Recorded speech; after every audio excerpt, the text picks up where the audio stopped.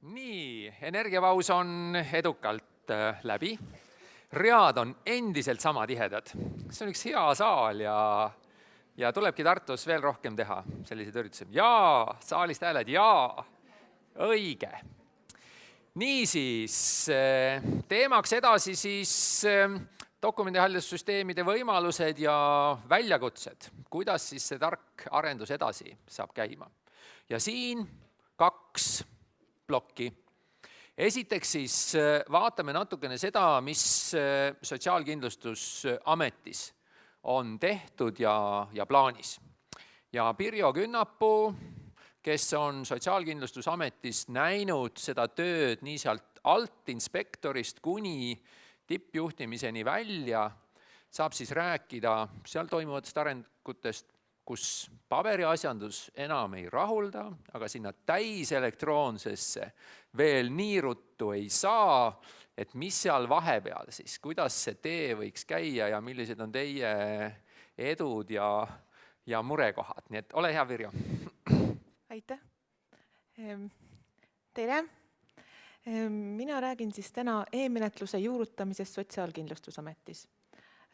Sõnal juurutamine on siin võib-olla kõige suurem kaal. Ma ei räägi täna kliendi vaatest. See tähendab, ma jätan täna e-teenused oma ettekandest välja. Ma võin etteruttavalt öelda, et e-teenused on meil arendamisel. Me proovime e-teenuste osakaalu tunduvalt suurendada ja parendada ja ma loodan, et selle aasta lõpuks on meie klientidel e-teenuste kaudu parem juurdepääs. Ma rohkem pööran tähelepanu meie asutuse sisesele e-menetlusele, mida me oleme siseselt saanud ära teha ja kus me täna oleme ja kuhu me liigume. Kui me vaatame tagasi 2012. aasta lõppu, kui sama teema raames, ütleme niimoodi, et Majandus- ja Kommunikatsiooniministeeriumi poolt korraldatud teabepäeval esines meie peadirektor Juta Saare-Vett. Tolle korra teema oli teenused ja dokumendihaldus täna ja homme. Näitas meie tagatubasid, kus suuresti olid tohutud paberihunnikud, autod, lisaks arvutile ja Eesti Postile, mille kõigega koos me pidime menetlusega hakkama saama. Siis kui me kõrvutame täna 2012 ja 2014, siis me näeme, et me oleme suutnud isikupõhiste toimikute osakaalu vähendada. Me oleme jõudnud osades piirkondades selleni, et meil on tühjad kapid. See tähendab, me oleme jõudnud isikutega e-teenusele, e-menetlusele. Ja siis on meil kapid, kus meil on mõned kiirköitjad, kus me hoiame nimetatud paberoriginaali, millest ka täna juba juttu oli, kaua me seda säilitama peame ja mis sellest edasi saab, kui ta on meil digitaliseeritud, siis selle kohast seisukohta ootame ka meie. Pildina näeb see kõik kena välja. Dokumendihaldus täna meie infosüsteem sellist menetlust veel ei toeta. Kõige alge oligi võib-olla see, et kui me täna menetleme infot 14 aastat tagasi loodud infosüsteemiga SKAIS, siis antud infosüsteem on üles ehitatud väljamaksetele ennekõike. Seega algmaterjale sinna koguda ei saa, dokumente lisada ei saa, menetlust seal teostada ei saa, ta on üksnes väljamaksetele suunatud. Seega pidime me leidma teisi ideid, et jõuda mingilgi määral e-maailmale lähemale oma suurtes paberhunnikutes, sest vastasel korral ma oleks lihtsalt uppunud selle alla. Siis me oleme kasutanud dokumendihaldussüsteemi praegu siinkohal, aga mingil mõõral ta on vähenenud. Millest me oleme tänaseks lahti saanud, on auto meie dokumentide menetlemisel. Et jah, auto oli 2012 veel meie väga truu kaaslane, mis iga nädalaselt liikus mööda vabariiki, korjas kokku meie dokumendid meie erinevatest piirkondadest, viis ühte kohta menetlusse ja nii see elu meil käis. Täna meil autot enam ei ole. Eesti Post on nimelt pandud meil väiksemaks, sest tegelikult meie soov on Eesti Posti osakaalu ka järjest enam ja enam vähendada. Samas kui arvuti osakaal siin juures peab suurenema. Kui me vaatame otsa arvudele eile ja täna, siis tegelikult arvud räägivad enda eest. Paberi osakaalu me oleme suutnud vähendada, tahma osakaalu samamoodi ja postikulud ei ole meil tegelikult tõusnud. See tähendab ka sellise algelise versiooniga saab tegelikult kulusid kokku hoida küll. Mis aga seda meil toetanud on? Me oleme endiselt üks organisatsioon, meil on endiselt 17 linna, kus me oleme kättesaadavad. Meil on endiselt 2 dokumendihaldussüsteemi ja 1 ühine menetlusinfosüsteem, see ongi meie SKAIS.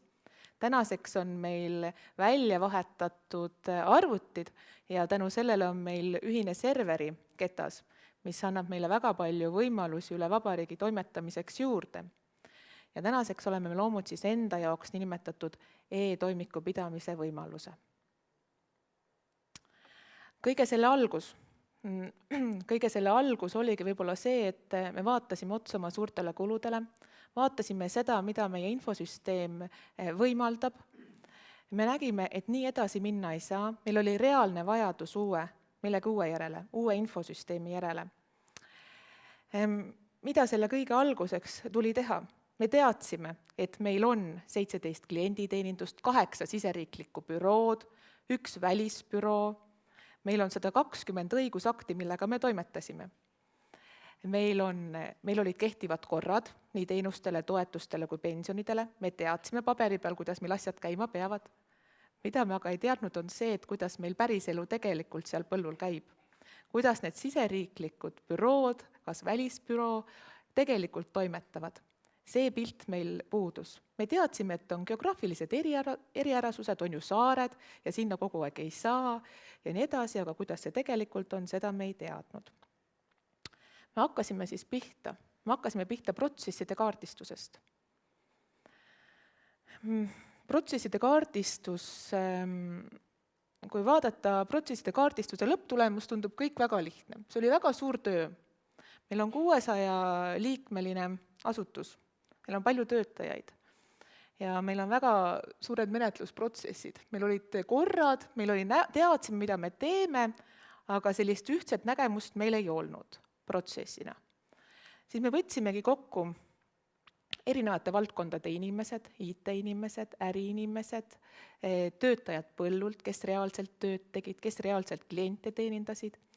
Ja Ernst & Youngi toel me kaardistasime ära oma tegevused, oma protsessid. Me panime nad pilti. Me panime nad vooskeemina kirja isiku sisse tulemisest, isiku pöördumisest meile kuni isikule haldusakti teavitamiseni ja mida me siis nägime. Siis me nägime, kui palju me piirkonniti erinevalt töötame. Siis me nägime seda, kui palju me teeme dubleerivaid tegevusi. Mitu korda me jooksutame ühte dokumenti ühe inimese juurest teise inimese juurde. Välja tuli isegi see, et me teeme ise endale kirju. Et see oli väga värskendav kogemus vaadata protsessile otsa ja näha, millega me tegeleme. Loomulikult oli see aga väga ergutav, sellepärast, et kui varem oli iga piirkond enda moodi tegutsenud, ta oli sellega rahul, ta teadis, mida ta teeb, ta toimetas endamisi, siis nüüd julges ta suure rahvahulga juures, ütleme niimoodi, et ikkagi üle vabariigi me olime koos, öelda välja, et teate, et meie teeme küll niimoodi. Et meie tegelikult teeme küll seda liigutust ja tänu sellele, et inimesed julgesid sellest rääkida, tulid ka kõik need erisused ja need tegelikult tegemised välja. Teisiti lihtsalt ei olekski saanud. Me vaatasime siis nendele kaardistatud protsessile otsa, mis tollel hetkel, kui me Ernst & Youngiga kaardistasime, oli 22. Tänaseks on meil juba 1 protsess lisandunud. Lihtsalt tänu sellele, et meil on 1 uus valdkond juures. Me vaatasime, et mida me siis saame koheselt hakata likvideerima. Millised need dubleerivad tegevused on, mida me saame täna juba välja võtta. Need olid need samad kohad näiteks, et 6 silma printsiip. Kui me nägime, et 4 silma tegelikult on ammendav, siis millegi pärast oli meil tava, et peab olema 6 silma. Las juht ka ikka kirjutab alla. Olgugi, et sisuliselt ta neid asju enam üle vaadata ei jõudnud. Täpselt need samad väljatrükkide teostamised erinevatest infosüsteemidest nagu rahvastikuregister. siis asutustele päringute tegemine, kõik päringud, mis meile sisse tulid, oli meil varem selliselt tehtud, et me printisime välja ja tegime isikupõhise toimiku. Kõige tähtsam oli pabertoimik ja seal pidid kõik dokumendid kenasti olemas olema. See oli justkui meie eraldi võetud eesmärk iseendale. Nüüd me vaatasime selle üle, vaatasime seda protsessina ja nägime, et tegelikult ta ei tööta. Ja need tegevused oleme me tänaseks kõik likvideerinud. Ma arvan, et see kajastab ka meie paberinumbris. Et need olid need, mida me protsesside käigus õppisime, mida me saime kohe protsesside tegemise käigus ka juba eemaldada oma tänastest menetluskäikudest. Täna on meie põhimõte see, et meil on loodud protsessimeeskonnad. Meeskond sellepärast, et me nägime, et üksi äripool ei saa seista hea protsessi arengu eest. Me tahame, et protsessid oleks elus, neid muudetaks, arendataks ja parendataks. See tähendab seda, et protsessi meeskonna liikmeks on ka üks IT-inimene ja kindlasti üks inimene põllult, kes hoiab siis kätt pulsil sellele, et kuidas see päriselu ikkagi on, et see jälle kuhugile tahaplaanile ei jääks. Ja selliselt see toimetamine praegu protsessidega. Protsesside jätkuks tekkis meil kohe vajadus vaadata sisse oma tööpäevadesse. Selle käigus me eelmisel aastal viisime läbi ka tööaja mõõdistamise oma töötajate seas. Vajadus oligi see, et me jälle teadsime, mis kellegi ülesanne on, teadsime seda ennekõike ametijuhendist lähtuvalt, aga tegelikku tööpäeva ajalist kasutust me ei teadnud. Kui me tööaja mõõdistamise ära tegime, siis ilmnes, et tegelikult meie inimesed teevad väga palju tööd masina eest. Nad teevad küll liigutusi väljamaksete arvutamiseks, mida tuleb käsitsi teha, küll nad teostavad regulaarseid päringuid selleks, et mingeid andmeid kontrollida ja nii edasi. Ja see on päris suure osakaaluga töö nende tänasest päevast. E-menetlus ise, me nimetame seda e-menetluseks ja tegelikult ei ole küll õige siinkohal öelda e-menetlus, aga kuna ta on e-kanalid kaudu, siis me võtsime lihtsalt talle sellise nimetuse oma asutuse siseselt. Näeb välja ennekõike selline, et me hõlmame dokumendid, sisestame siis infosüsteemi, edastame tööülesandeks ametnikule, allkirjastame digitaalselt ja teeme isikule teatavaks. Juba siin me näeme väga palju dubleerivaid tegevusi. See on seesama infosüsteem ja dokumendihaldus. Kui me seda menetlust täna vaatame, siis meil on teada, mida me uuelt infosüsteemilt kohe ei taha. Me ei taha enam dubleerivaid tegevusi. Me kindlasti ei taha seda, et me peaksime pidama eraldi dokumendihaldussüsteemi. Me tahaksime väga, et meie infosüsteem oskaks ise suhelda dokumendihaldussüsteemiga. Et need vajadused on kõik selle praktika käigus meile ilmsiks saanud. Võib-olla me teamegi täna paremini, mida me omalt uuelt infosüsteemilt ootame, ennekõike just sellepärast, et me oleme läbi elanud seda, mida me ei taha. Me teame, mida me kindlalt ei taha. Me ei taha seda, mis meil täna on. See on keeruline. Me tahame lihtsamalt. Me tahame elektroonilisemalt. Samas me peame arvestama oma klientidega. Kliendile peavad jääma edasi need võimalused, mis temale kõige paremini sobivad. Täna meie kliente arvestades sobib väga paljudele see, et ta tulebki ühte meie 17 klienditeenindusest üle Eesti ja esitab paberkandjal taotluse, paberkandjal dokumendid. Meie ülesanne on need juba edasi toimetada selliselt, et me kasutaksime e-kanaleid, et me oleksime võimalikult automatiseeritud. Seda poolt, tähendab, kui efektiivsed me oleme, see on meie jaoks oluline ja isiku jaoks väljastpoolt oluline. Isikut kindlasti ei häirinud ka ennem see, et meil mööda vabariiki auto käis. See oli meile endale häiriv, see näitas meie eelarves, oli sellel oma koht. Aga tähtis on see, et me ka sisemiselt muutuksime efektiivsemaks. Oleksime tõhusamad ja tulemustele rohkem orienteeritud, et me ei raiskaks võib-olla aega sellele, et me teeme päringuid, mida saaks ära teha masin. See on üks meie ootus. Ja teine asi, mida me selle kõige kirjapanemisel ja läbielamisel oleme täheldanud, on see, et detailid on väga olulised. Väga oluline on ära määratleda see, mida kuskil, kuidas tehakse. Iga pisemgi detail on oluline, et me saaksime teda kõrvaldada või siis vaadata, et see on koht, kust õppida. Võib-olla kokkuvõttes võibki öelda seda, et kõige olulisem infosüsteemi arendamisel on tegevuste kaardistamine. Me ei saa kõrvale jätta põhiprotsesse. Tööaja mõõdistamise käigus tuli välja, et väga oluline on juhtimispaneel, päringute tegemine, analüüs, tegevuste osas, menetluskäigu jälgimine. See kõik on väga oluline ja seda võiks anda meile infosüsteem, sest et selle käsitsi tegemine või selle pidev päringute järgi teostamine on küll võimalik, aga jälle väga ajakulukas. Tugiprotsessid.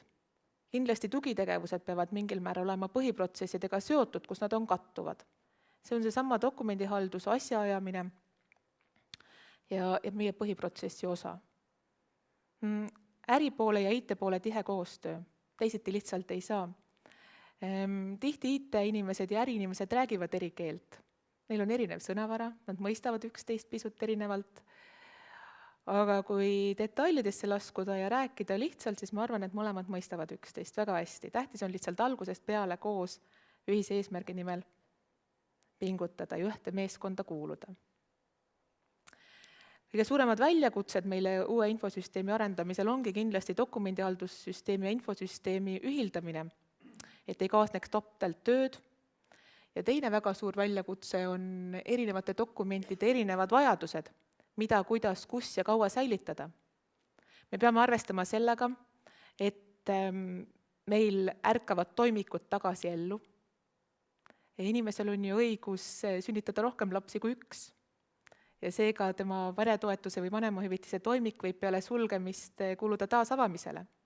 Samati pensionäril, kes täna saab võib-olla töövõimetuspensioni, on kogu oma staaži esitanud, 10 aasta pärast läheb vanaduspensionile, aga siis on tal juba tööraamat kadunud. Seega meil on talletatud see info, meil on vaja see info uuesti ellu äratada ja need kõik on väljakutsed kindlasti meie uuele infosüsteemile. Ma sain nüüd küll kiiremini, kui ette nähtud oli, aga... Jaa, teeme kõigepealt Pirjole ühe väga toreda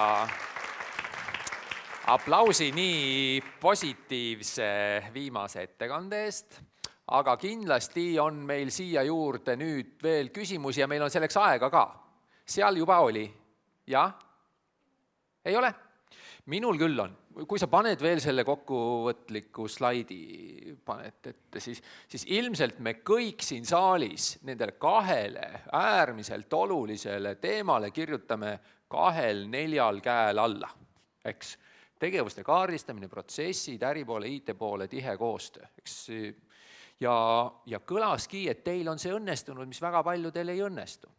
Protsesside elus hoidmine ja seal nüüd selle IT ja äripoole koostööst. Me kõik teame, ärijuhid ei taha sinna Bisagisse minna, see on neile liiga keeruline, aga IT-seltskonnal on vaja detaile ja siis me seal 2 selle üldistuse ja selle detailsuse vahel maadleme ja kokku ei saa. Kui sa natukene räägid, kuidas see teil on läinud ja õnnestunud, et me saame need mõlemad pooled ka pikaajaliselt sellest protsessist rääkima?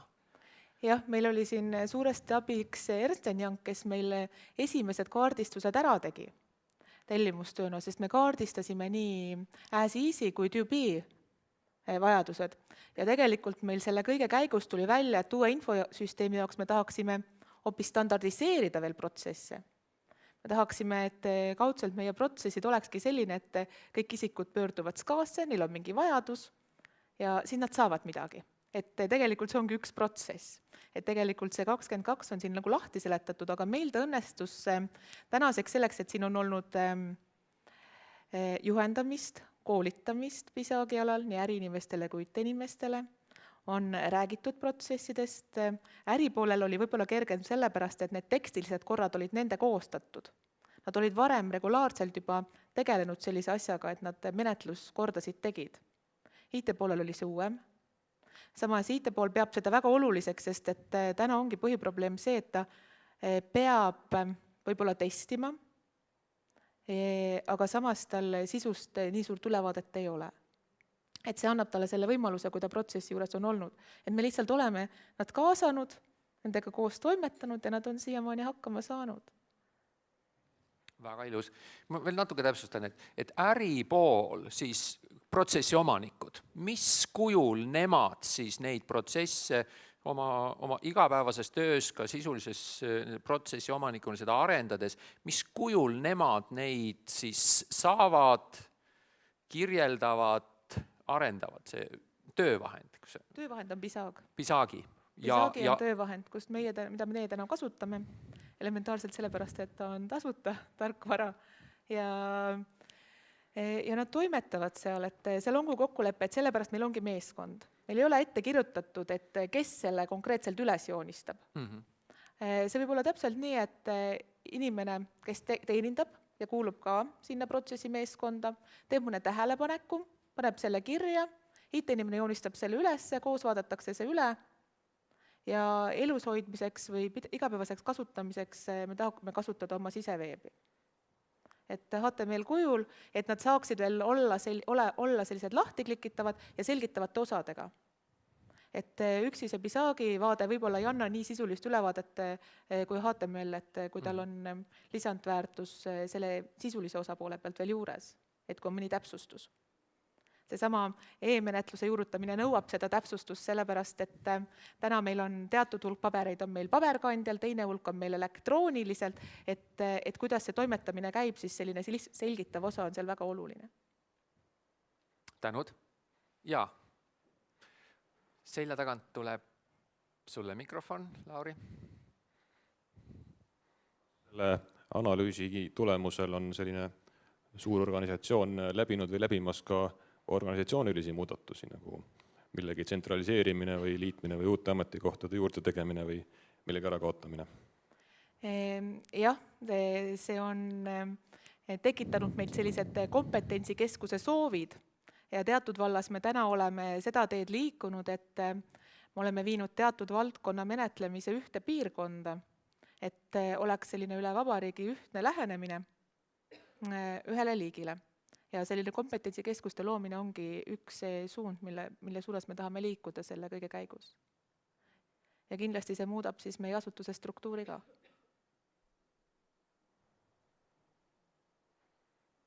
Kas on veel küsimusi?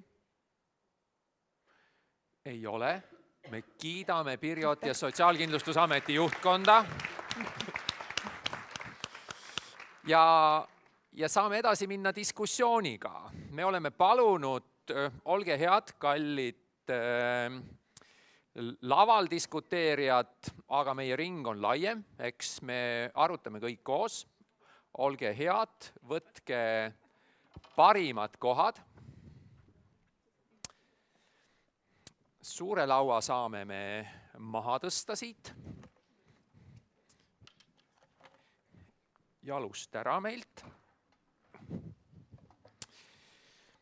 Ja me oleme siin seda diskussiooni ergutama palunud dokumendihaldussüsteemide, infosüsteemide arendusega tegelevad ikkagi tõelised professionaalid, kelle selles vallas on ikkagi Eestit mõeldes arvestatav kogemus. Kui me hakkame daamidest pihta, Aet Rahe, täna siis Riigi Infosüsteemide osakonna juhataja, kes peab kogu sellele asjale ideoloogia poolt ka otsa vaatama, aga teisalt siis Webmeedia ja Nortali kogemusega arendaja poole pealt selgelt seda pilti näinud. Teiseks siis Ingrid Pappel, kes on siin Interingsi esindajana ja Amfora arenduses pikalt ja põhjalikult sees olnud, aga ei saa märkimata jätta ka Tehnikaülikooli e-riigi tehnoloogiate ja teenuste magistriõppekava juht. Siis on meil Keit Kivisild, terve selle sajandi dokumendihaldussüsteemidega tegelenud nii Microlingis kui täna Nortalis selle tootejuhina, siis Erki Kaldjärv, Webware ja Web Desktop on sina oled nende ideoloogiline isa ja küllap siin on palju neid kasutajaid. Ja last but not least, Tartu linnavalitsuse grand old man dokumendihalduses Kalev Pullonen. Ilmselt need suuremad esimesed, vähemalt omavalitsuste süsteemid on tehtud siin Tartu linnas. Nii et ka arenduse poole pealt üdini selles teemas sees olnud. Rohkem jah, ikka IT-arenduse kui dokumendihalduse poole peale. Jah. Niisiis, kui me mõtlesime seda diskussiooni ja mõtlesime, et orienteerida sellele, et mis need kriitilised arendusteemad, perspektiivid siis on, siis me jõudsime selleni, et hoiame natukene ennast eemale nendest klassikalistest lõksudest. Riigihanke seadus on täielik jama, eks. Seal on isegi vist mingid Euroopa regulatsioone, mis võib-olla et meile meeldivad natukene rohkem. Teisest teemast, et raha on kogu aeg nii vähe, et mitte midagi teha ei saa, eks. Ja kolmas teema, et need arendajad ja need tellijad, need on täitsa lollid. Et kui me vaatame nüüd natuke siin konstruktiivsemalt sellele pildile otsa, siis esimene küsimus, mida me mõtlesime ja palusime natukene ette mõelda, on vaade teie kogemusele.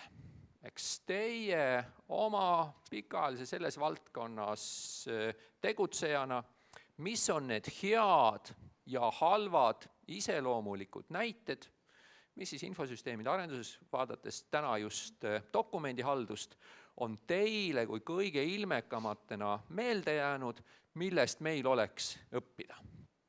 Kui me sellise esimese avaringi teeme ja kui teie mõtlete kaasa ja ütlete ka oma selliseid õpetlikke kogemusi, siis ma arvan, et sellest infovahetust on meil palju õppida. Kui me hakkame, Kalev, kohe siit otsast pihta, mis siin ikka? No, eks ma siis püüan alustada, et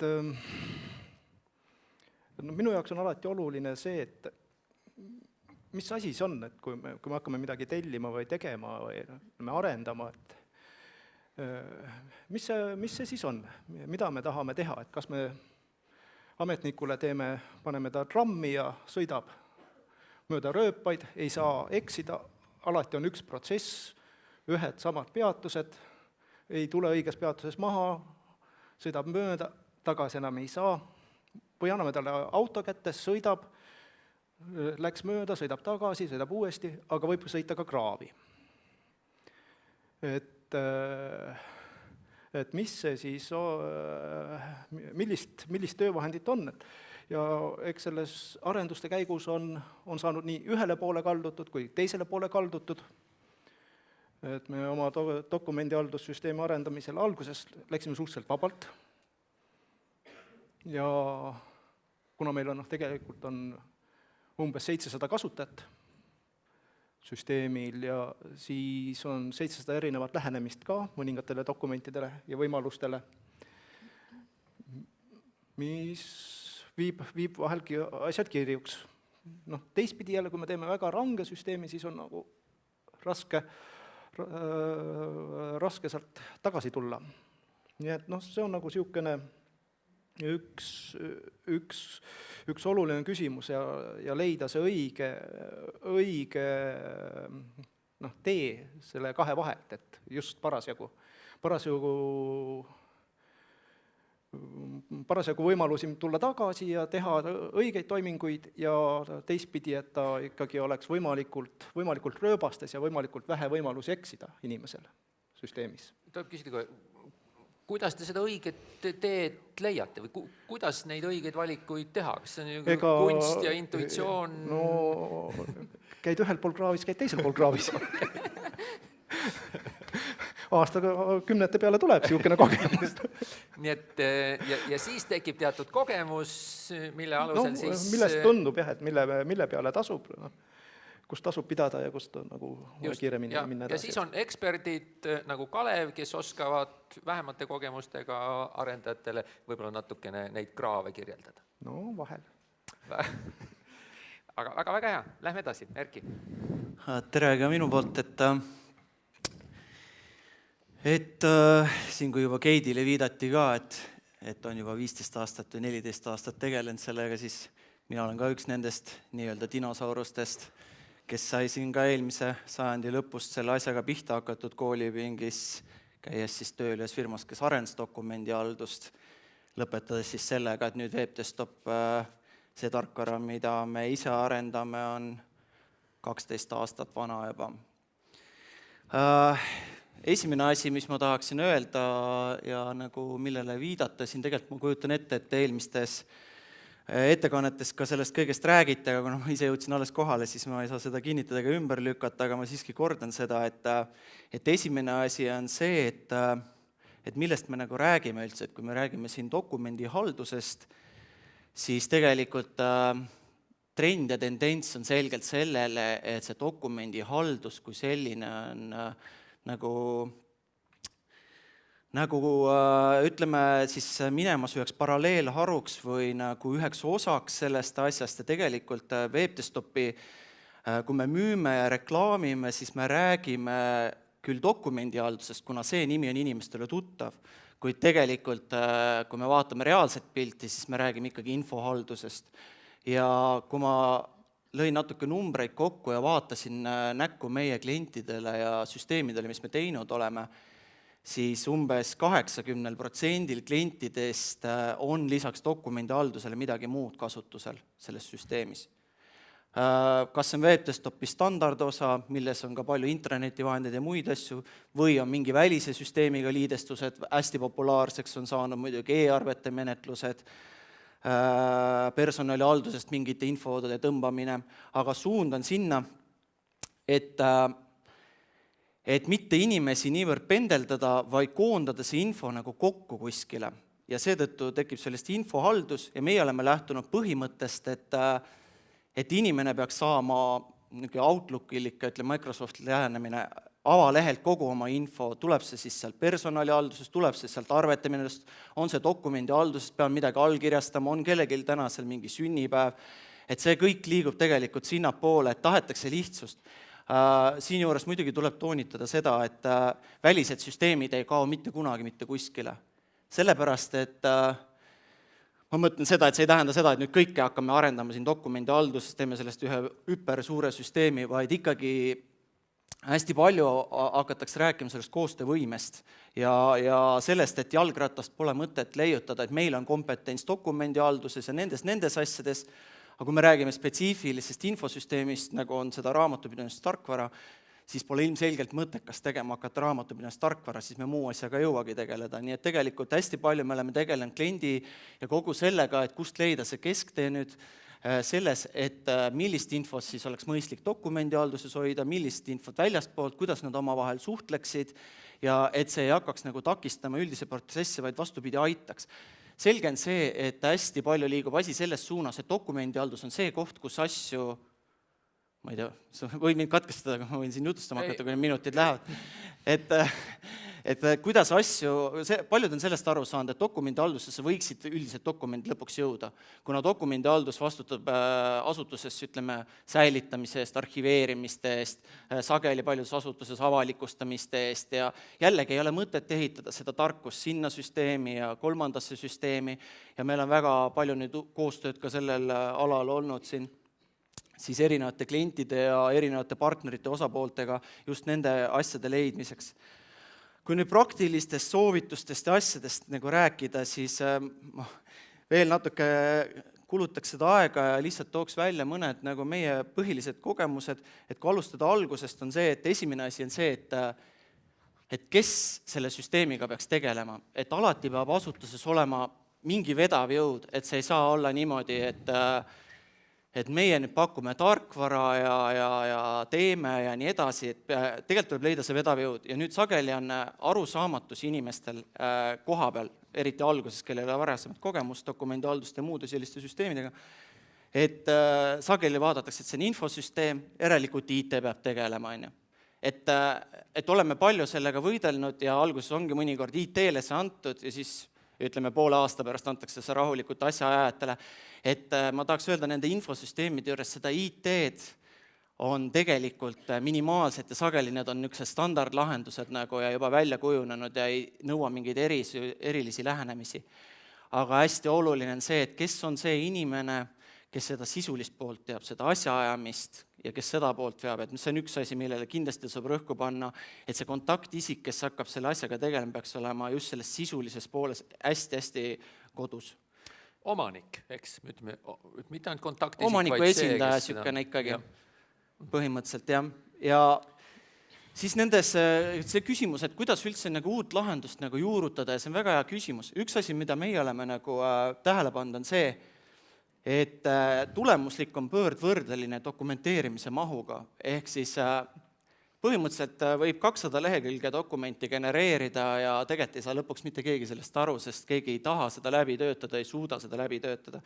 Nii et üks asi, mida me oleme hästi nagu jälginud, on see, et hakata abstraktsetest asjadest peale, vältida algusdetaile ja need klotsid step by step nagu paika joonistada ja läbi käia, et mitte genereerida ja tellida näiteks, sageli on see, et tellitakse välisest firmast näiteks mingisugune nii-öelda üüberdokument, mis nagu peaks kogu selle asja ära lahendama, mis teeb asja palju-palju keerulisemaks, kuna nemad sageli lähtuvad omast loogikast, aga tegelikult, kui me räägime, et neil on juba tarkvara nagu olemas, siis hästi palju probleeme tuleks lahendada selle tarkvara keskselt ja kuidas see selle loogikaga kokku läheb, et mitte hakkida neid erinevaid loogikaid nagu vahel.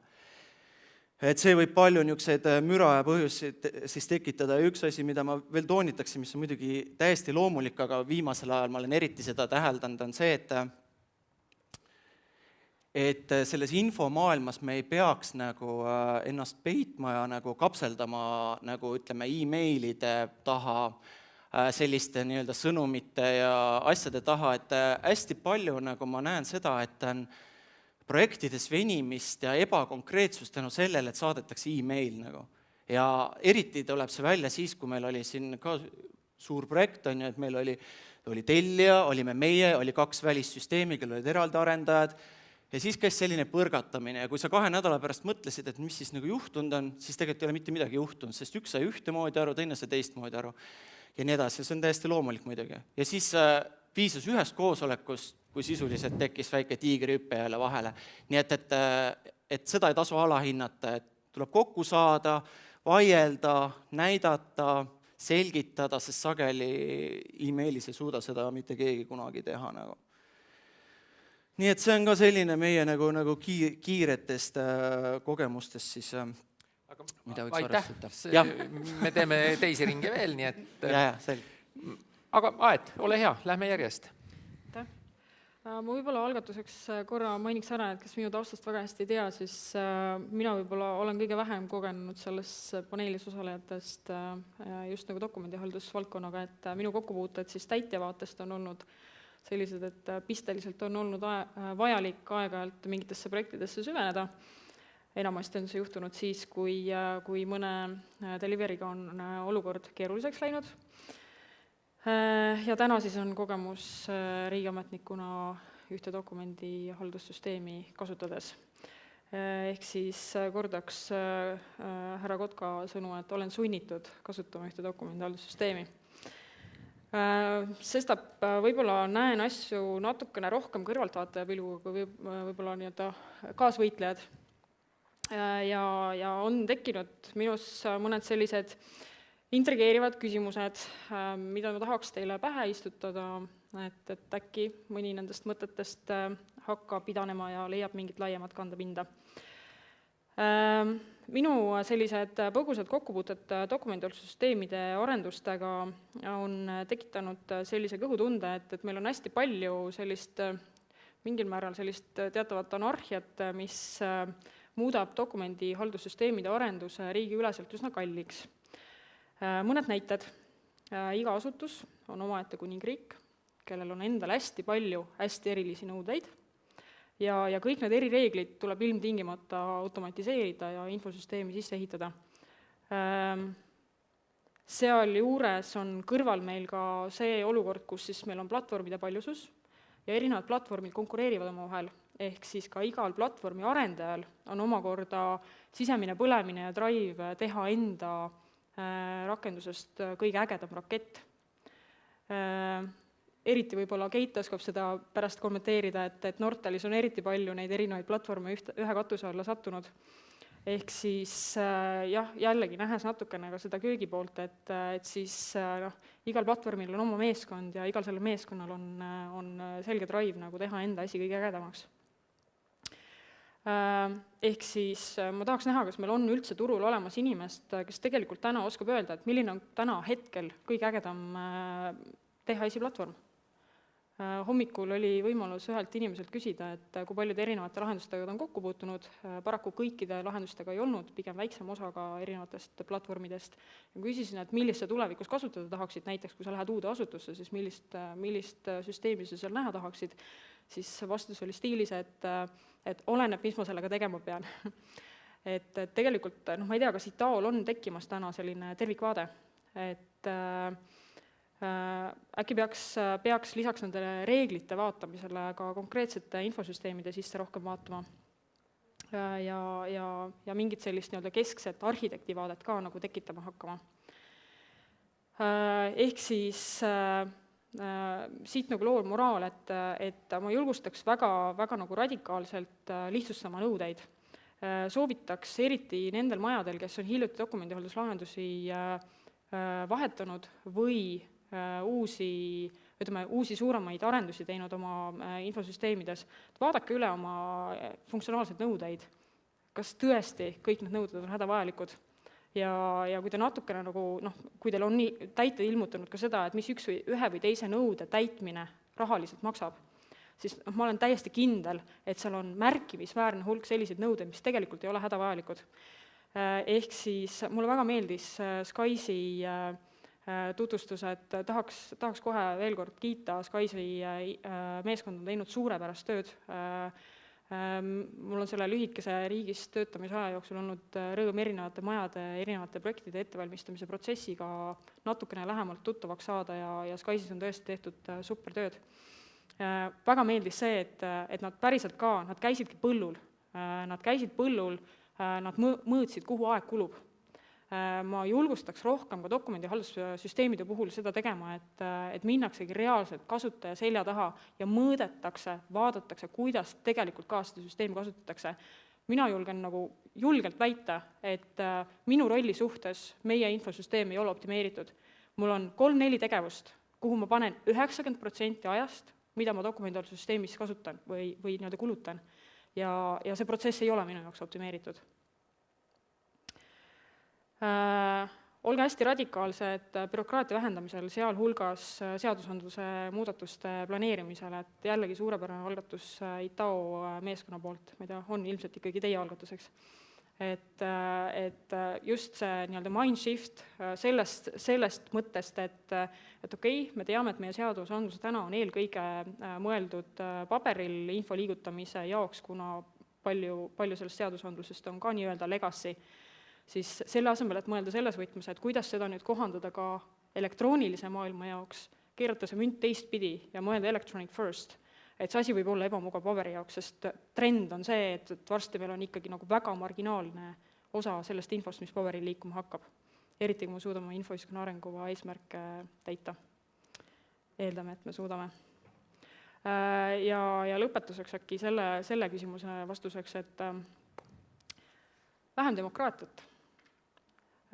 Liiga palju on demokraatiat selles valdkonnas. RIA ja ITAO võiksid võtta oluliselt jõulisema positsiooni. Näidake hambaid, olge teravad. Aitäh! Ingrid? Et tere kõigile ka minu poolt. Aplausid! Te saite võimu juurde kõvasti, jah, praegu. Aplausiga! Siin on päris palju juba neid erinevaid probleemkohti välja toodud. mina ise olen siis olnud nii arendaja kui ka siis rakendava juurutaja vaates ja ühte ma ütlen küll nagu dokumendihaldussüsteemide puhul, et no põhimõtteliselt meie kui Saurused ka 2000 alguses hakkasin arendama, et siis tegelikult meil olid ju ette antud nõuded, funktsioonid, mida need dokumendihaldustarkvarad tegema peavad ja pooled infosüsteemid, mis täna meil on, neid ei olnud üleüldse olemaski, on ju, et ehk siis me üritasime kõik need tegevused ja protsessid ka sellesse ühte kookonisse panna. Et tänapäeval on need paralleelsüsteemid tekkinud ja noh, koosvõimet ma enam täna rõhutama ei hakka, et me oleme nii palju sellest rääkinud ja iseenesest see tendents peaks olema sinna, et dubleerimist vähendada ja miks mitte DHS-i kasutada kas noh, ütleme teatud juhtimiskeskuse ja info nii-öelda edastaja rollis ja samamoodi, et jäädvustada nagu sinna olulist infot, et töö vabalt nagu erinevate menetlussüsteemidega suhelda. Nüüd natuke võib-olla riigi toe või hangete kontekstis rääkides, kuna meie tarkvara peal on natuke vähem kui pooled kohalikud omavalitsused, siis meil on olnud kogemusi päris mitme ühisprojektiga. Ja ütleme, selline tsentraalne koordineerimine nüüd ütleme riigi, tellija ja kasutajate tasandil on ennast suhteliselt hästi õigustanud, et ehk siis omavalitsused on saanud tegelikult lahendusi või sinna on rakendatud teenuseid, mille eest nemad konkreetselt maksma ei pea ja samas selline suhtlusvorm on siis nii-öelda kontrollitud ja tsentraliseeritud tasandil olnud. Samas negatiivse poolena ma tooks välja võib-olla riigi kontekstis selle, et kui tehakse mingeid lahendusi, et noh, näiteks elektrooniline riigiteataja ja tehakse mingeid tööriistu, mis peaks noh, nii-öelda seda infovahetust siis noh, põhimõtteliselt omavalitsuste ja elektroonilise riigiteataja vahel noh, hõlpsustama, siis noh, teinekord noh, DHS-i arendajad noh, on jäetud sellistest töörühmadest välja, et ehk siis kui on vaja teha mingisuguseid konvertereid või liideseid, nüüd ma lähen natuke IT-keelde, kuna ma olen ise rohkem IT-inimene, et siis noh, sellistele aspektidele nagu tähelepanu väga ei pöörata või siis ka igasugused riigiliidesed, et jah, et meil on tegelikult XT teenused kirjeldatud mingil kujul rihas. Mina kui DHS-i arendaja tegelikult ei saa neid XT teenuse päringuid sealt kasutada selleks, et ma saaks rahvastikuregistriga mingit automaatset infovahetust korraldada, seal on veel ka teine nagu õiguslik moment juures, et näiteks Interings kui teenuspakkuja meil ei olegi üleüldse õigust nii-öelda selliseid teenuseid omavalitsuste jaoks välja arendada. Et noh, siinkohal ongi nagu mitmeid selliseid lahtiseid küsimusi just selle poole pealt, et kes siis vastutab näiteks, et kui me omavalitsustele, et noh, kas või ka veebdesktop, ütleme kaasatuna, kui me arendame mingisuguseid teenuseid välja, siis kuidas teenuspakkujale tagada see õiguslik moment juurde, et me saamegi selle arendusega tegeleda, et kas RIA võiks olla näiteks see instants, kes keskselt koordineerib selliseid arendusprojekte või kuidagi teine lahendus leida. Et noh, need on nagu need probleemid, et kus meie nüüd oleme tihtipeale oma arendusest siis toppama jäänud, ütleme niimoodi. Et kui me mingisuguseid lahendusi näiteks omavalitsuste lõikes tahame arendada. Tänud. Kui te siit jutust nopite välja punkte või küsimusi, millele teil on kommentaare juurde, siis olge head, eks kommenteerige, aga teeme kõigepealt ringi täis. Keit, ole hea. Tere ka minu poolt. Ma alustan siis selle vastusega, et mitu toodet meil Nortalis on, et neid on 4. Postipost, Deltat arendame, SharePointi baasil teeme toodet ja OpenTexti infohaldusplatvormil. Et kui siin küsimus on, et kuidas, mida ja kellele valida, siis siiamaani ei ole väga probleeme olnud sellega, et tihtilugu klient on ette öelnud, mida ta tahab. Ma ei tea, kas see on kõige õigem viis tarkvara juurutada on või ei ole, see on ise küsimus. Aga ma arvan, tuleviku mõttes trendid mängivad ise meile need lahendused kätte, et nagu siin Erki vihjas, et see viis, kuidas dokumendihaldust kasutatakse ja hakatakse kasutama, on muutumas. Ehk et me oleme viimase 5-7 aastaga õppinud päris palju asju. Ühelt poolt tehnoloogiaid, mis võimaldavad meil luua uusi integratsioone, uusi viise, kuidas infosüsteeme omavahel siduda, ja teiselt poolt me oleme õppinud kasutama ka uusi seadmeid näiteks, et mobiilid toovad meile täiesti uued kasutusharjumused ja ma siin tahaks Aedale öelda, et ma usun, et sinu peab kasutamine asendub ühel hetkel, et ma tahan seda kasutada, eks, et kindlasti see viis, kuidas me dokumendihaldussüsteemi kasutame, on muutumas. Kui ruttu see muutub, on see aasta, 2 või 3 teema, on iseasi, eks. Et see tehnoloogiline muutus kindlasti puudutab meid kõiki ja see puudutab ka dokumendihaldureid. Ehk et kui täna dokumendihaldur on selline oma kabinetis istuv töötaja, kes eriti ei suhtle ei IT poolega, ei teiste inimestega koridori peal, eks, siis ma arvan, et see dokumendihaldur peab hakkama rääkima IT poolega, protsessihalduritega, et dokumendihaldus viia ka teiste infosüsteemide osaks. Ja süsteemide kasutamine läheb selle võrra loogilisemaks. Ehk et inimene kasutab seda seadet, seda keskkonda, mis tal igapäevaselt on kõige loomulikum. Ja informatsioon saab alguse, informatsioon sisestatakse, luuakse seal, kus ta on kõige loogilisem koht. Ehk et nagu siin see autoga Eestit sõitmine peab ära lõppema, eks. Et samamoodi teiste süsteemide, kui informatsioon luuakse selles süsteemis, siis sealt süsteemis peab anduma ta edasi teistesse süsteemidesse, et seda oleks kasutada mugav juba 3. süsteemist. Et ma arvan, see on nagu see trend, kuhu poole me kindlasti liigume lähiajal.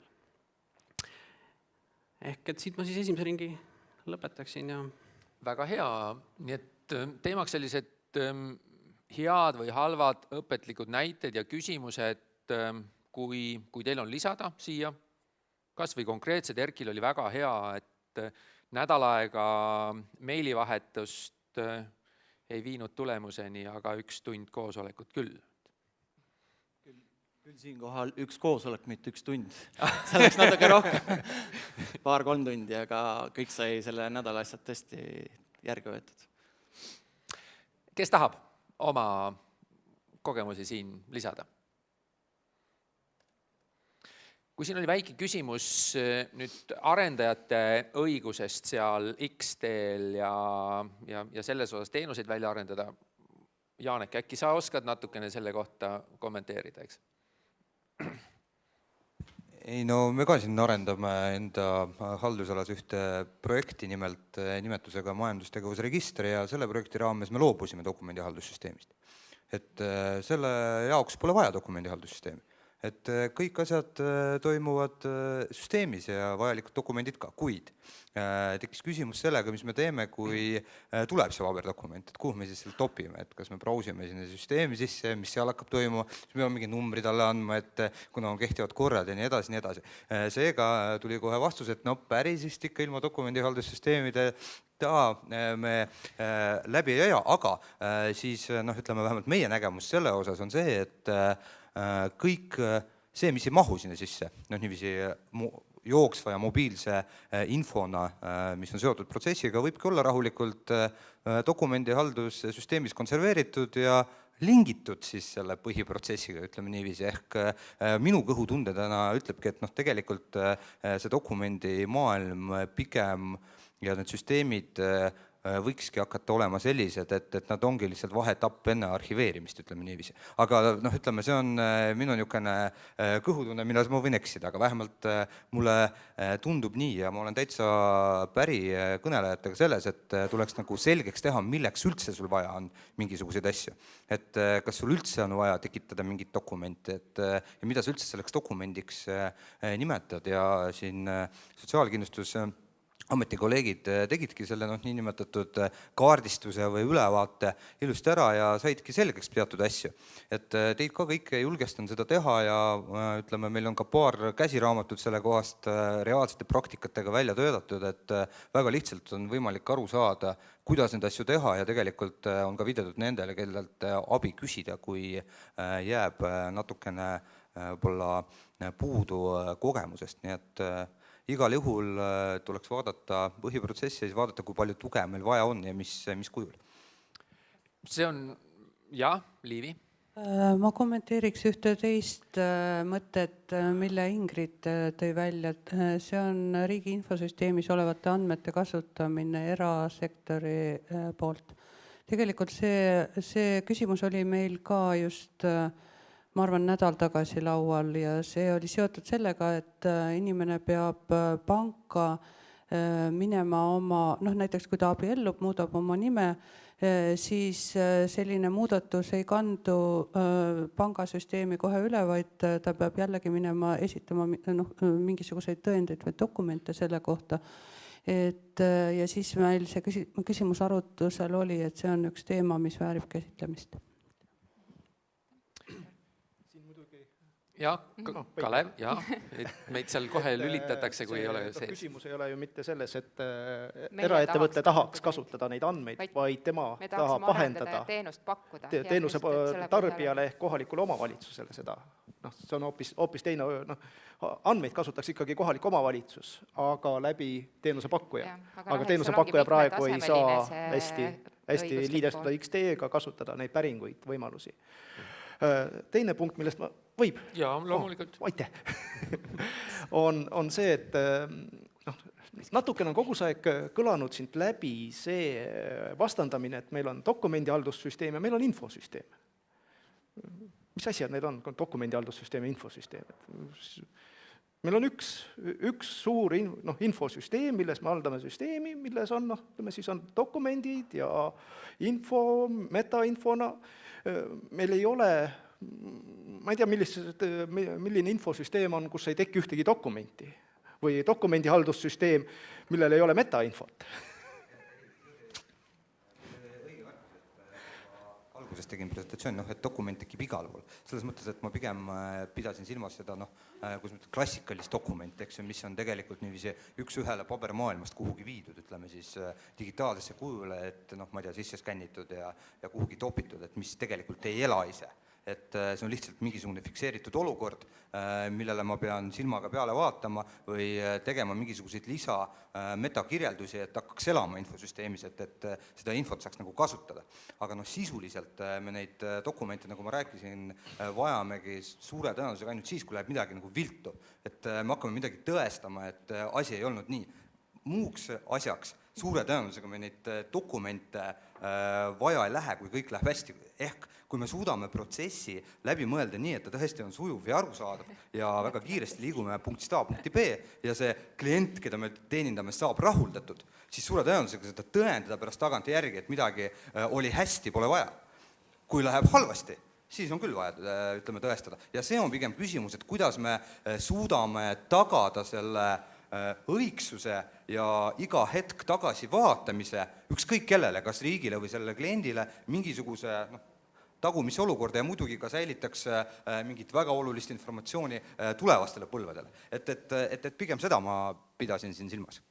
Kui me natuke nüüd vaatame natuke kaugemasse tulevikku, et mis seal siis dokumendihaldus, protsessid või infohaldus siis on, siis mina tahaksin kuidagi sellest pildist aru saada. Minu arvates ka see dokumendihaldussüsteem on mingisugune evolutsiooni kõrvalharu. Seda on ühel hetkel vaja olnud, see on nagu mingisugune arhiivikaust või koht, kuhu mingisugused asju pannakse, aga ma ei ole suutnud välja mõelda ühe asutuse või organisatsiooni põhiprotsessi, mille lõpptulemus oleks dokumendi tootmine. Ka seadusloome ei ole ju mitte selle seaduse dokumendi või teksti tegemiseks, vaid selleks, et see mingi regulatsioon läheks ellu, et seal oleks kõik selle rakendamised, lisaotsused, kohtutõlgendused ja nii edasi. Nii et ühelt poolt kuskilt, et mis selline protsess, kui me protsessipõhiselt mõtleme, siis dokumendihalduse protsess kui selline, me läheme järjest rohkem põhiprotsesside suunas, siis sellist asja ilmselt nagu tulevikus ei tundu olema. Teiselt, et ta on siis nagu osa meie tegevustest, kus siis dokumente sünnib, mida peab hoidma.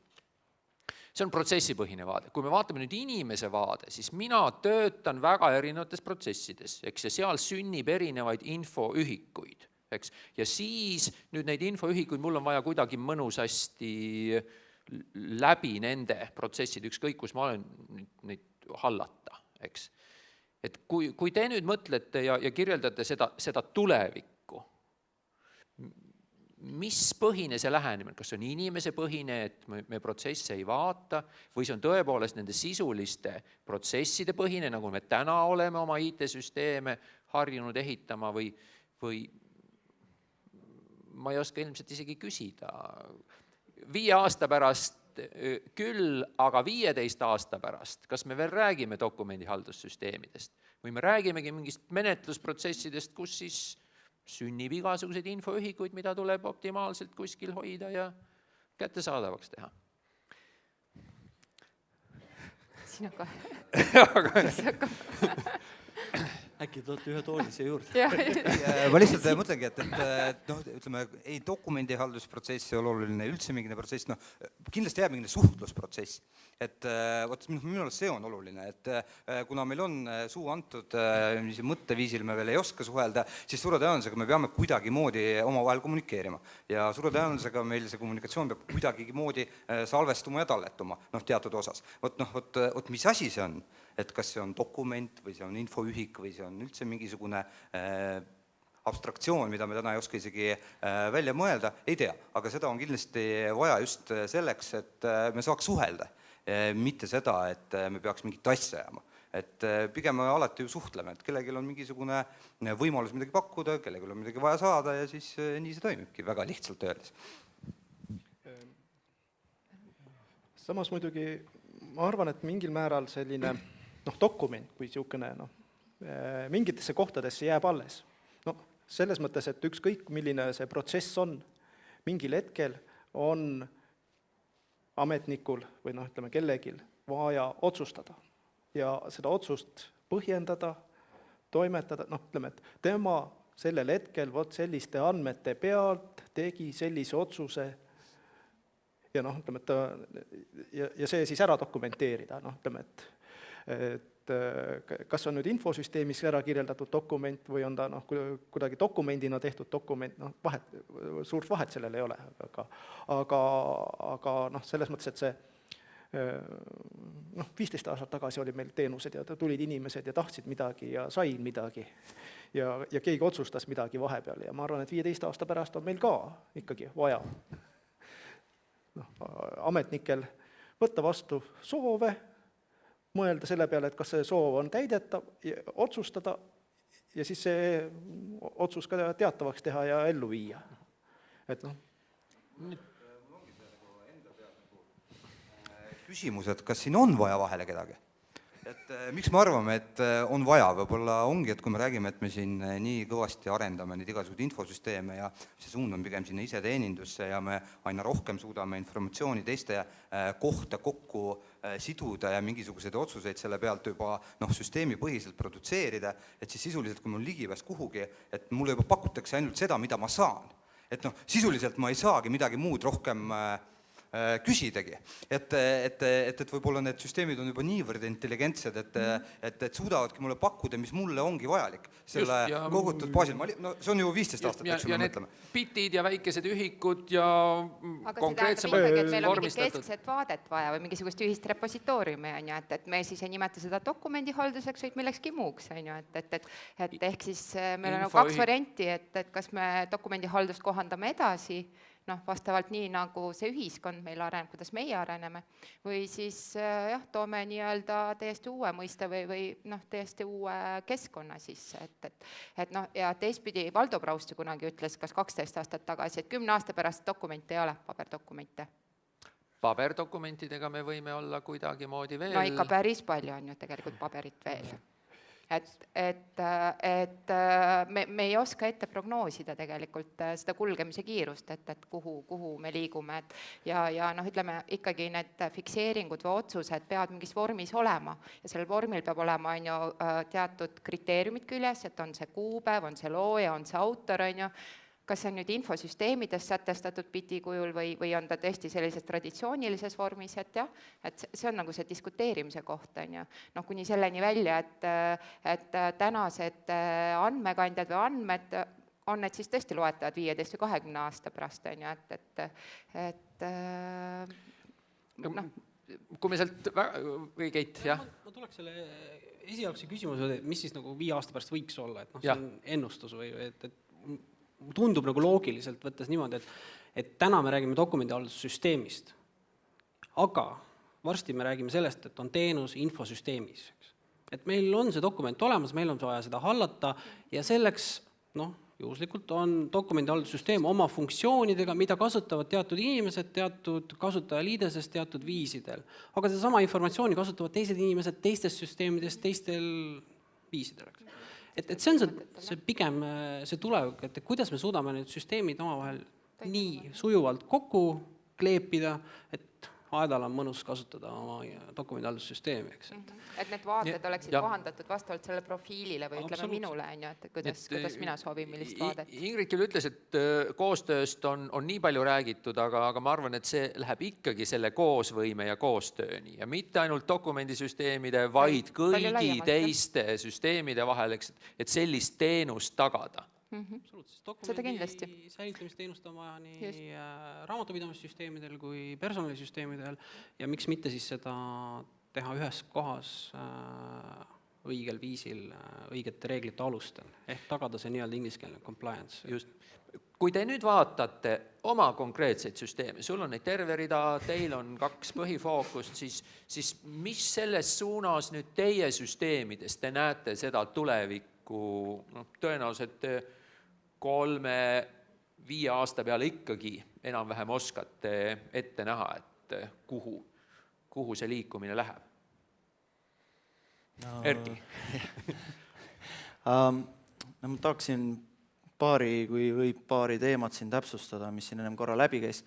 Et selles mõttes, mis puudutab seda dokumenti ja dokumendi tekkimist ja selle vajadust ja selle repositoorium, see on iseenesest kõik huvitav idee, tegelikult see ilmselt ka kuskile sinna suunas liigub. Selle dokumendi ja selle juures tuleb muidugi hästi selgelt jälgida, mida me ise näeme oma infosüsteemides ka hästi palju ja just dokumendihalduses, et see nõuab ka väga selget juriidilist nagu järjepidevust, et me ei räägi ainult, et mingi asi on kuskil infosüsteemis olemas, et väga hea asi, mis Eestil on digiallkiri ja tegelikult on ju ka see juriidiline järjepidevus väga oluline, kui kuskil midagi sünnib, siis see peab olema tõestamisväärtusega, inimesel peab olema võimalik see oma kohalikule kettale või mälupulgale kuskilt turvaliselt talletada, et on kindel, et ta näiteks sõlmis selle lepingu sellel ajal, tal on see faili kujul olemas, et see natukene paneb sellele väga futuristlikule asjale piirid siiski peale, et kõik on keskel ja kõik on keskselt kasutatav, iseenesest need võivad ka kombinatsioonis loomulikult alati olla nagu, et üks ei välista otseselt teist, aga ma ise arvan, et elektroonilis, ma paberdokumendis siin eriti üldse ei räägiks, see on üsna kindel, et see on hääbuv nagu trend, et selles mõttes nagu see digitaalne dokument, digitaalalgast dokument kindlasti jääb ja kui siin Keit mainis just seda ka, et mis on meil toimunud siin dokumendihaldustes 5 aastaga või üldse infosüsteemides ja kuidas inimeste arusaamad on mööda, mis meil autotööstustes on juhtunud, kõik on nagu muutunud, loomulikult see on muutunud. Ma ise ei näe muidugi tiigrihüpet, sest kui me vaatame 10 aasta taguseid ütleme raamatut, kes futuriseerisid seal, et oi, et 2020 me sõidame kõik õhulaevadega siin ja mis iganes, siis tegelikult ma ise pooldan niisugust naturaalset evolutsiooni, et tegelikult see kõik tuleb step by step, tuleb igat asja natuke parandada, natuke edasi viia, vaikselt mõtlemisharjumusi muuta, me näeme ju vanad Euroopa riigid tegelikult hakkavad sisuliselt meie järel nagu alles sinna suunas liikuma, et oma vanadest kammitsatest kinni olles loobuda rohkem neid digiasju, digiallkirju ja neid võtta, et ma ise arvan, et see on 5 aasta perspektiivis mingit väga suurt hüpet ei toimu, see, mis puudutab infosüsteemide ja nende sidususe koha pealt, siis mina arvan, et see on juba käes, et see on juba tänapäev. Sest nagu ma ütlesin, et 80% webdesktopi lahendustest on seotud erilahendustega, on vägagi selgelt põimitud. Mis puudutab seda turgu ja kogu seda mis siin ennem toodi, et liiga palju on ja et oleks vaja rohkem kehtestada ja kuidagi reguleerida ja nii edasi, siis mina, võib-olla ma sain valesti aru, sorry, et mina näiteks olen nagu selgelt selle vastu selles mõttes, et minu arvates on meil turumajandus nagu hästi toiminud ja mis on nagu minu arvates Eesti turul juhtunud, mina ei ütleks, et tarkvarasid palju on. Jah, kui teil firma sees nagu pärandi mõttes on seal 4 tarkvara, noh, see on nagu üks asi, on ju, meie jaoks on ikkagi Nortal pakub tarkvara, on ju, et te ise valite kliendile sobiva tarkvara ja nii edasi. Kui ma räägin konkurentidest, nagu, noh, siis tegelikult mina ütleks, et need on ühe käe sõrmedel nagu Eestis.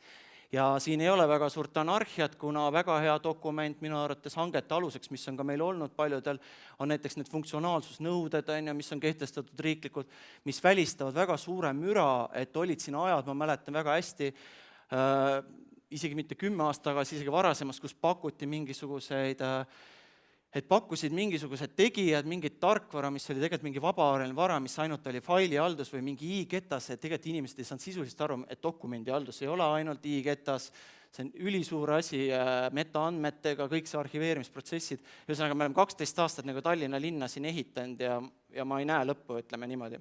Et seetõttu see on nagu lihtsustatud vaade, on väga õige, et riik on kehtestanud need nõuded, et siiski need tegijad kes on siin olnud, noh, nendel on selles mõttes väga suur pagas olemas, neil on eeldused ja eelised olemas, aga siiski ma pooldan seda vabaturumajandust, et mitte kindlasti nagu kehtestada üle riigi nagu üks lahendus, see viib meid selleni, et kõik jääb seisma sisuliselt, sest ei ole võimeline, see on sama nagu on dokumendihaldus, kes kunagi ei hakka raamatupidamist tegema, see on umbes samas tegelikult kontekstis, et ei ole võimalik niisugust masterprogrammi teha. Ja turusegmendis, nagu siin Ingrid ka tegelikult ütles, on väga hästi joonistunud, kes millele profileerib. Meil on siin Ingrid on siin omavalitsuste segmendile ja Interings vägagi keskendub, meil on ka palju omavalitsusi, aga mitte nii palju kui neil ja ma ütlen, et see ei ole meie nagu keskne fookus. Meie oleme kuskil keskel laveerime ja siis on suurema kaliibriga tegelased, meil on ka suuri kliente, aga see ei ole nagu niivõrd see target, aga suur firma nõuab ka suuri kliente ja neil on otstarbekam nendega, nii et minu arvates see tegelikult turg paneb selle asja paika, ise asi on, kas neid tooteid nii palju on vaja ja nii edasi, aga üks asi, mida me tegelikult näiteks täna omal VFR hommikusel koosolekul otsustasime ja mis tegelikult ka on üks asi, trend, mida ma ise näen ja me oma igapäevases asjas, nagu see on hästi pikk saaga, ma tean ka riigiasutustes ja ma olen sellega väga palju kokku puutunud, on see, et trend on ka selle peale, et ikkagi neid vabavarest lahendused hakkavad õnneks järgi tulema, tegelikult ma mõtlen nüüd need toetavad lahendused, nagu Office'id hakkavad tulema, et meil näiteks firmas leidsime täna, et eriti sellega seoses, et siin on vaja nüüd XP kantakse maha, turvatoetusi ei tule ja me tegelikult hakkasime mõtlema, et me tegelikult ei vaja absoluutselt selleks oma tööks Microsoft XP-d välja arvatud testimiseks ja tegelikult otsus on see, et see tasuline tarkvara hakkab meil tiksuma mingis purgis, kus meil ongi seal, kes tahab kliendil testida IE-d, mingeid asju, testibki selles purgis, aga oma igapäevatööks mina isiklikult hakkasin mõtlema, et ma ei mäletagi, millal Microsoft Office'it nagu viimati kasutasin. Need probleemid, mis ma mainisin riigiasutuses, oli see, et meil on see Microsoft Office seal XP, siis tuleb mingi 2003, siis tulevad mingid riburada pidi, üks saab ühtepidi, teine teistpidi, et üks asi, mida mina ise sooviksin näha riigis ka, ma saan aru, et ta ei olnud mingi aeg tagasi nii funktsionaalne, et ikkagi rohkem minna selle ühtse vabavaralise platvormi peale üle, ma ei tea, kas see on reaalne või mitte, aga ma ise näen igapäevases toimetuses, et see ei ole ka tegelikult mingi ulme. Aga siin me saame siis öelda seda, et me oleme seisukohal, et dokumendihalduse valdkonnas turg Eestis toimib ja sellele saab edasist arengut rajada. Ma kommenteeriks võib-olla oma sellist eelmist etteastet pisut, et võib-olla ma natuke väljendasin ennast ka ebaselgelt, kuna sa siin mitut minu väidet küsimuse alla seadsid, siis ma natukene võib-olla selgitaks pikemalt.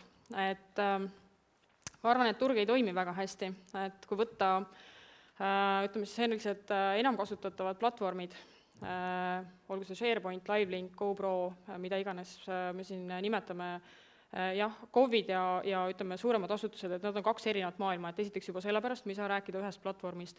Kui me räägime ka sellest, et meil on COVID-i kontekst ja meil on siis nende teiste asutuste kontekstis täpselt samamoodi, ma ei räägi sellest, et peaks olema üks lahendus, eks ju, kõigi jaoks.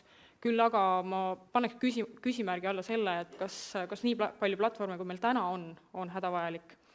Ehk siis minu tungiv soovitus on küll korra vähemalt nagu mõelda sellele teemale tõsisemalt, et kas näiteks ITAO ja RIA koostöös võiks teatud kriteeriumite alusel erinevad platvormid üle vaadata ja teha mingi soovitatavate platvormide listi.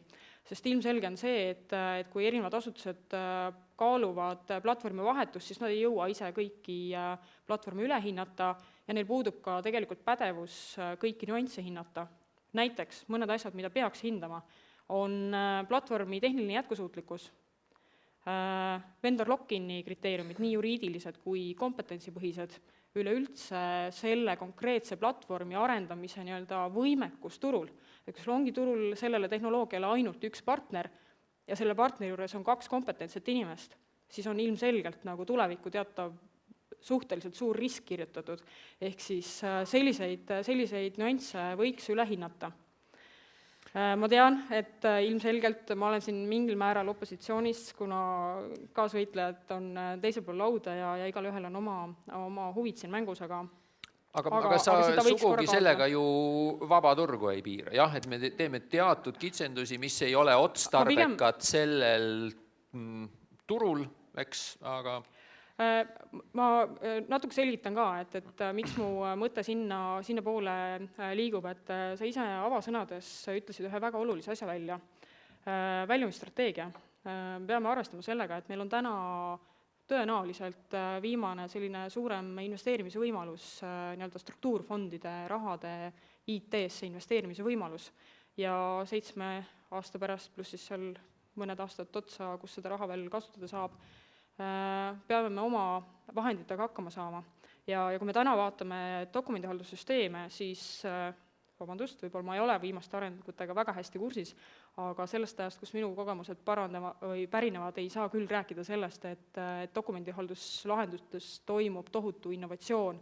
Meil on mobiilsed vaated, MID-d, responsive designid ja nii edasi. Jah, bits and pieces here and there, aga mainstreamis me ei saa rääkida sellest, et tehnoloogia kui enabler on nagu väga selgelt keyword dokumendihalduses.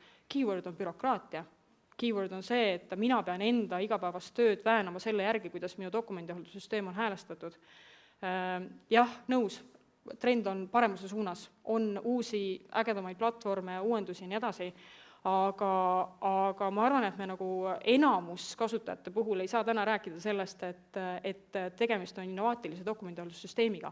Nüüd, tulles tagasi uuesti selle rahastusskeemi juurde, siis RISO, ITAO, RIA koos hakkame uuel rahastusperioodil rahastustaotlusi hindama. Ma tahaks näha, et meil tuleb 2 taotlust selle jaoks dokumendihaldussüsteemide arendamisele, et me teeme sellised ägedad uued innovaatilised lahendused, mitte 10. Aga palju meil on täna infosüsteeme? Ei tahaks nagu igale poole lükata 100 000, 100 000, 100 000. Et platvorm on palju ja kõik ei jõua, innovatsioonitiiger ei jõua igale poole. Meil on turg väike, raha tuleb väga vähestest taskutest ja kõiki platvormi ei ole võimalik arendada sellisele tasemele, kuhu neid oleks võimalik viia juhul, kui meil oleks natukene väiksem valik. Jätame need mõtted siia õhku. Meie aeg tiksub kiiresti ja mul on teile kõigile ja saalile ka üks hästi konkreetne küsimus. See üks kõige kriitilisem teema, kõigile neile, kes me oleme siin dokumendihaldussüsteemide osas, peame arendusi ja oma tegevusi kavandama. Mis on see teie kõige kriitilisem teema ja soovitus, mida selle juures me peame silmas pidama? On see koolitus, on see protsesside kirjeldamine, on see veel midagi, on see platvormi valik? Kõige kriitilisem teema, edufaktor, kui me oleme oma dokumendihaldussüsteeme arendamas.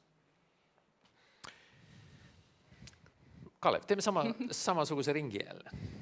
See oli nüüd väga raske küsimus, et võtta üks.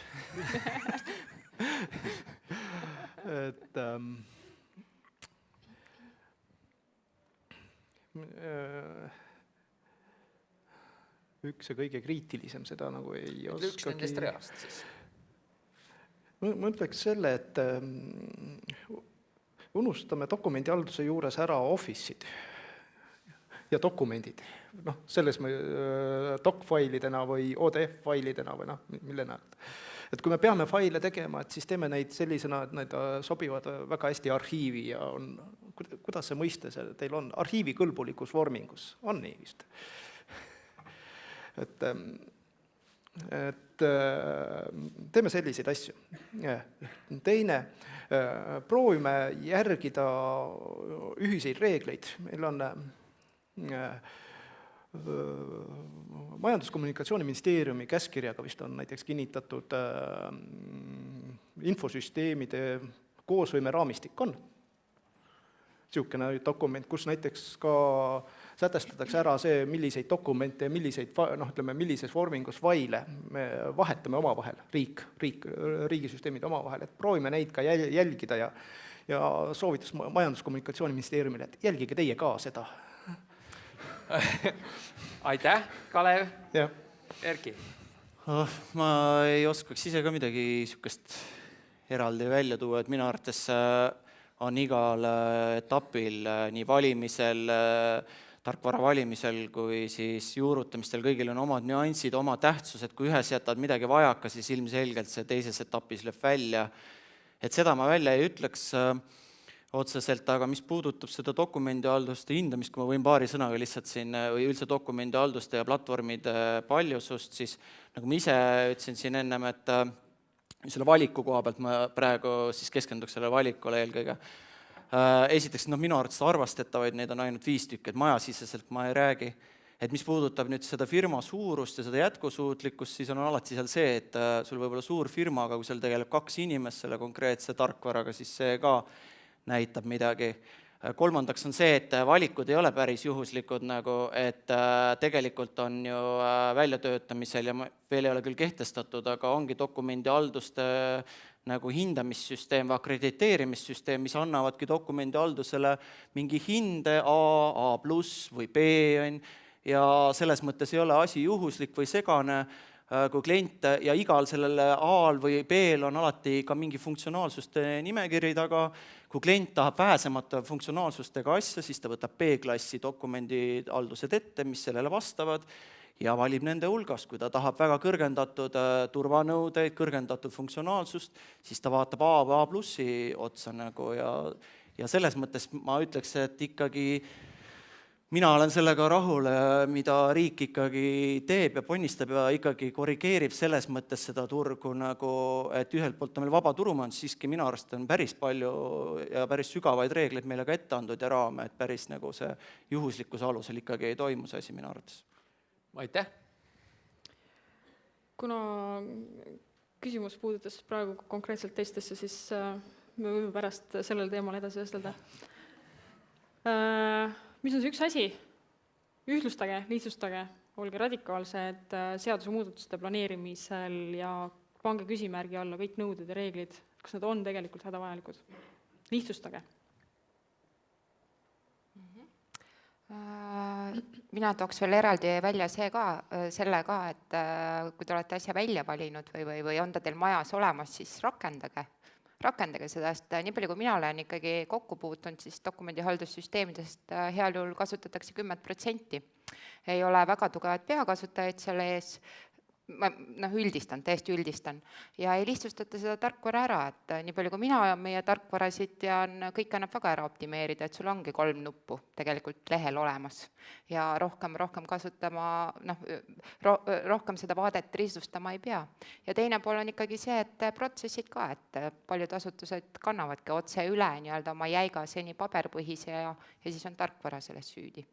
Et sellega ma olen juurutajana väga palju ikkagi kokku puutunud.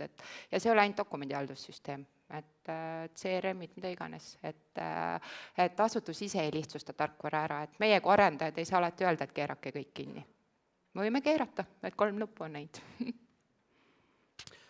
Et see üks asi on mu jutus ikka varem välja tulnud, et mõelda, et kuidas me ikkagi jõuaksime sinnamaani, et dokumendihaldus on infosüsteemi osa, et keda me peame sellesse töögruppi kaasama, millist kas või koolitust neile andma selles valdkonnas, milliseid tehnoloogiaid tutvustama, et mõelda natukene suuremat pilti väljaspool seda dokumendihaldust. Ja siis ma arvan, nii mõnedki probleemi, mida me täna siin tõstatasime, kaotavad oma tähtsuse, et üks asi on see kas või funktsionaalsed nõuded, millest siin on räägitud, eks.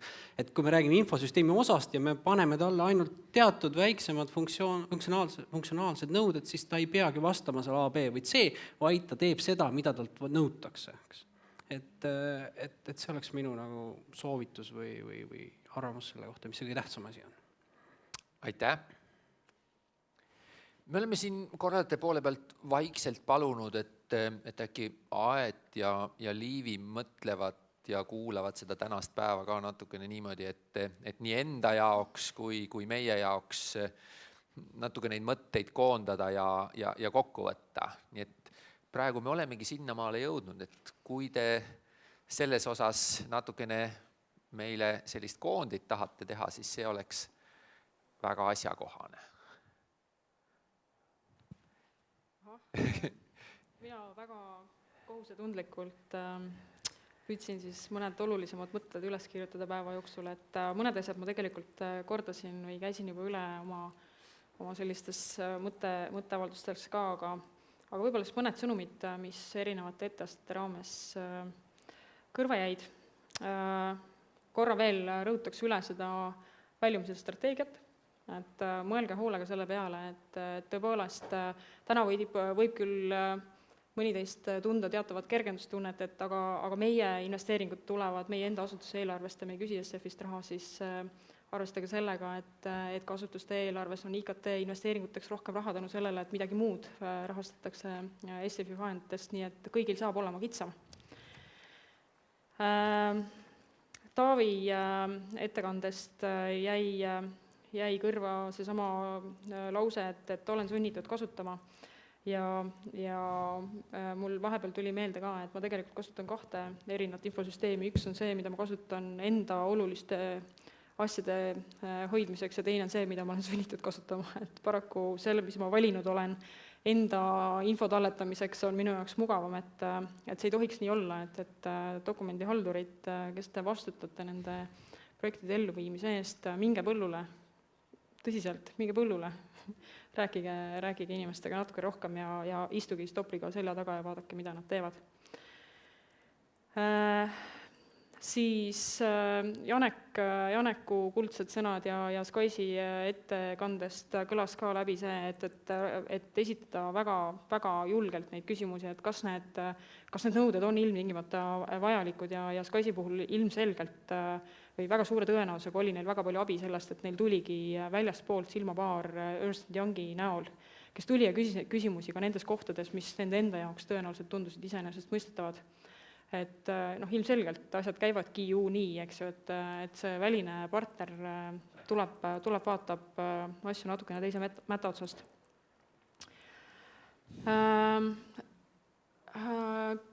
Andres Küti ettekandest kordaks üle või julgustaks teid Riiat kaasa mõtlema, kutsuma, et Andrese näol Riias tõesti sellist uut hingamist ja toredat kaasamõtlemise tahet on, et kaasake julgelt. Loodetavasti Andresel tekib ka mahti dokumendihaldusvaldkonda ennast uputada mingil ajal. Liivi mainis ära seda, et uue rahastusperioodi olulised tärminid. Alates aastast 2014 siis põhimõtteliselt algab abikõlbulik periood. Tõenäoliselt me esimesi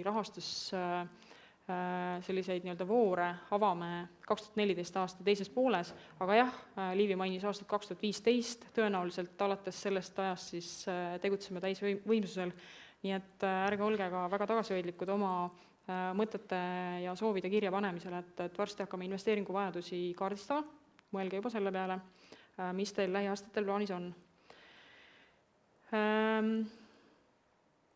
Rahastustingimusi puudutavalt veel, et mõtleme tõsiselt selle peale, et mingeid asju võiks panna selliste oluliste tingimustena rahastusotsustesse sisse, ehk siis näiteks TVK liides peaks olema nii-öelda must liides, ilma milleta täist väljamakseid ei toimu, kui seda liidest ei ole tehtud, kui seda kasutusele ei ole võetud.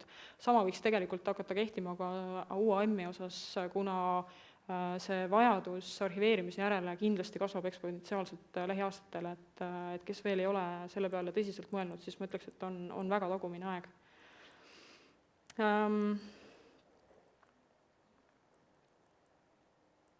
Üks oluline nüanss veel, mis tuli ka SKAIS-i ettekande ajal meelde, et seesama tõsine eeltöö, mis SKAIS-i ettevalmistamisel tehti, et oluline infokild, mõtleme tõsiselt selle peale, et infosüsteemide ettevalmistusprotsessi muuta ka abikõlbulikuks, et kes on varasemalt SF-iga kokku puutunud, siis teavad, et varasemas perioodis oli abikõlbulik ainult infosüsteemi arendus ja nipet-näpet seal projektijuhtimise kulud ja muud taolised asjad juures.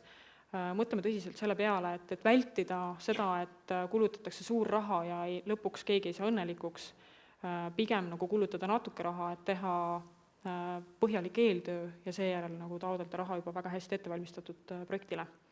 Et võite selles võtmes vaikselt mõtlema hakata. Ja kordaks üle veel selle no legacy printsiibi ka, et kes ei ole selle mõttega tuttav, siis see idee on ka lauda tulnud infoühiskonna arengukava mõttetalgute kontekstis ja selle printsiibi sisu on siis see, et ideaalis meil ei tohiks olla ühtegi väga olulist kriitilise tähtsusega, ütleme siis missioonikriitilist tarkvara, mis on vanem kui 13 aastat. Ehk siis, eks te ise teate, kui uued või vanad teie põhitöövahendid täna on, et tasuks kindlasti mõelda selle peale, et puhtalt juba infoturbe kontekstis need tingimused, millele need süsteemid vastavad, mis loodi rohkem kui 13 aastat tagasi, need tingimused täna ei ole enam adekvaatsed. Et see saab ka olema üks olulisi kriteeriume, mida me uuel rahastusperioodil vaatame, et tihtipeale ei pruugigi olla väga olulisi majanduslikke muid põhjuseid, vaid puhtalt turbe ja legacy põhimõtetest tulenevalt on mõistlik teha rewrite. Aitäh! Kuna Aet väga kenasti juba kommenteeris ära päeva sõnavõtud, siis mina väga lühidalt keskenduksin viimasele plokile, sellele paneeldiskussioonile. Tänan ka omalt poolt Pirjot, kes väga kena ettekande tegi ja ma loodan, et see innustab kõiki teisi. Omalt poolt nimetan veel juurde, et Sotsiaalkindlustusamet on oma tööprotsessid sidunud ka neid reguleerivate õigusaktidega ja analüüsib ka nende protsesside käigus tekkivaid dokumente või ongi õigemini seda juba teinud. Nii et igati tervitatav tegemine neil seal käsil. Mis nüüd seda viimast paneeldiskussiooni puudutab, siis ka mina ei oska öelda, mis on 5 aasta pärast, ma usun, et dokumendihaldussüsteemid on olemas, võib-olla, et ka 15 pärast. Eks dokumendihaldussüsteem traditsiooniliselt on süsteem, mis kasutab hierarhilist sellist dokumentide organiseerimise viisi, funktsioonid, sarjad ja nii edasi. Ja kahjuks see ei ole alati teinud dokumendi leidmise ega ka tema paigutamise väga lihtsaks, aga seda on võimalik kindlasti parandada. Mis on dokumendihaldussüsteemide plussiks kindlasti on see, et kõigil seal olevatel dokumentidel on kindlasti määratud säilitustähtaeg, mida infosüsteemide puhul paraku ei ole. Nii et on nii plusse kui miinuseid nendel süsteemidel. Ja õigus on ka neil, kes siin ütlevad, et võib-olla on dokumendihaldussüsteemi rolliks tulevikus just see, et ta kogubki endasse automaatse mingisuguse protsessi käigus mingeid dokumente, millega tegelebki edaspidi ainult dokumendihaldur või arhivaar. Ja sellised tuleviku variandid on täiesti võimalikud. aga praegu ma kutsuksin siiski kõiki süsteemi arendajaid üles kirjeldama oma süsteemid rihas ja tegema seda ausalt, sest et te deklareerite sellega, et see, mis seal on kirjas, on õige ja me võime seda usaldada. Kui tuleb välja vastupidine, siis see kindlasti mainele hästi ei mõju. Praegu siis, nagu Eero rääkis, võrdleme muuhulgas ka metaandmeloendiga ja edaspidi on minimaalne funktsionaalsus seal kavas ka ära näidata. Ning kindlasti arvestame ka AEDA ettepanekuid siin muude tehniliste teadmiste osas nende süsteemide puhul. Veel nimetaksin kutsun ma siis üles ka asutusi kõiki kirjeldama, lisama ennast kasutajateks, kirjeldama erisused, kus need on, ja kõiki koos kutsun üles pidama kinni juba olemasolevatest kokkulepetest, reeglitest. Me püüame teha need võimalikult lihtsateks, aga kui me milleski kokku lepime, siis peame nendest ka kinni. Ja lõpetuseks ma siis rõhutan veel kord tänasel päeval korduvalt läbi käinud märksõna, see on koostöö eri valdkondade vahel, eri asutuste vahel ja eri poolte vahel, nii avaliku kui erasektori vahel ka. Aitäh! Aitäh! Mul on üks palve veel. Vaadake kõik sinna kaameratesse ja lehvitame meie headele veebi kaudu vaatajatele, me oleme kindlad, nad lehvitavad meile vastu. Täname teid, täname kõiki, kes tulid siia Tartu saali, täname kõiki esinejaid, oli tõepoolest väga sisukas ja tore minul siin olla. Viimased infot on siis sellised, et tagasiside, palve ja link ja esinemiste materjalid saadetakse e-mailiga link RIA leheküljele. Teine info on see, et me oleme väga rõõmsad, kui te targa e-riigi nimesildiga käite teistel üritustel ja tööl ka, aga kui te arvate, et seda ei tee, siis te võite vabalt need sildid jätta sinna lauale. Ja kes on autoga siinses parklas, siis olete välja teeninud parkimissoodustuse, mida sealt infoletist, siis konverentsikeskuse infoletist saab. Minu poolt, PCS-i poolt suur tänu kõigile osalejatele, aplaus esinejatele, kummardused kõigile, me kohtume teiega veel.